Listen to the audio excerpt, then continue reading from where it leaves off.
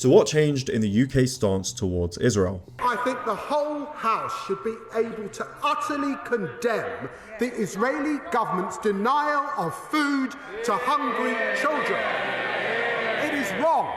It's appalling about the egregious actions by the Netanyahu government, unlike many honourable members, opposing the expansion of a war that has killed thousands of children is not rewarding Hamas. The UK's Foreign Secretary David Lammy yesterday issued his strongest statements against Israel's actions in Gaza, outrightly condemning Israel's campaign of forced starvation against Gaza's population through its blockade of aid and food into Gaza. And the UK recently came together with France and Canada to threaten sanctions against Israel if it didn't lift this humanitarian aid blockade on Gaza and cease its expansion of its military operations. This is a key shift in the rhetoric of these three countries who up until now had been key backers of Israel. And it won't surprise you that Israel did not take this well, with far-right Israeli Minister Bezalel Smotrich calling them anti-Semitic and morally aligned to terror organizations. Criticism of Israel has heavily increased in the past couple of days, particularly from some of Israel's key allies and backers.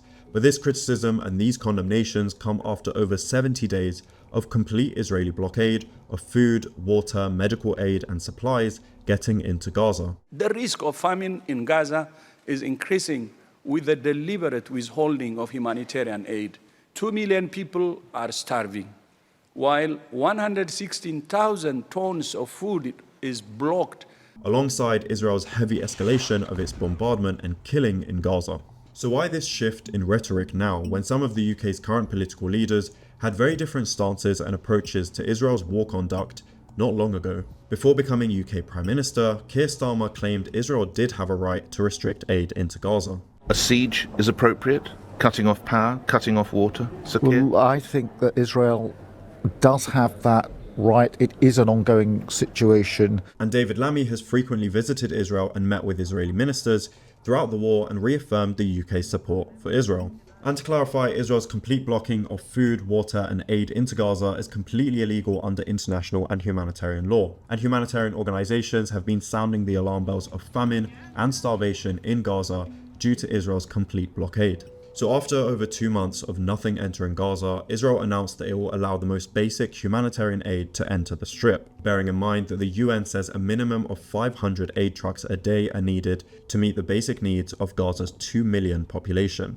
But Israel's decision to allow even the most basic aid to enter Gaza wasn't for humanitarian reasons at all. It was because international support for Israel was beginning to waver in light of reports of widespread starvation and famine in Gaza. And Israeli Prime Minister Benjamin Netanyahu said we must avoid famine, both for practical reasons and diplomatic reasons. This all comes alongside Israel's stated plans to expand and increase its military operations across Gaza and take over the Strip, which has translated into increasingly heavy bombardment and almost daily massacres across Gaza, leading to a rapidly increasing official death toll and deteriorating humanitarian crisis. The anger and the outrage of the Foreign Secretary is appreciated by us all, and I sense that it is genuine, but he knows as well as I do that the Israelis couldn't give a damn what he says in this chamber or indeed for the statement. And as he will know, since that statement is issued, dozens of Palestinians have been killed, and there have been voices of defiance from the Israeli government.